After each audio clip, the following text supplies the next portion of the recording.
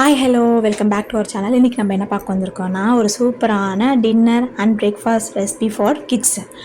அதுதான் இப்போ batter ready ஆகிடுச்சு. என்ன பேட்டர்னா ஒன்லி பிஸ்கெட்ஸு. பசங்க சாப்பிடாம அதை வேஸ்ட் பண்ணி வெறும் க்ரீம் பிஸ்கெட் இது பண்ணிவிட்டு வெறும் பிஸ்கெட்ஸு கெலாக்ஸ் இது மாதிரி இருக்கிறது வந்து நல்லா அரைச்சிட்டு அது கூட வந்து பவுட்ரு பண்ணி அதை கூட தண்ணி மிக்ஸ் பண்ணியோ இல்லை பால் மிக்ஸ் பண்ணியோ நல்லா அடிச்சிடணும். ஏதாவது ஒன்று மிக்ஸ் பண்ணி அப்புறம் ஒரு தோசைக்கல் வச்சிடலாம்.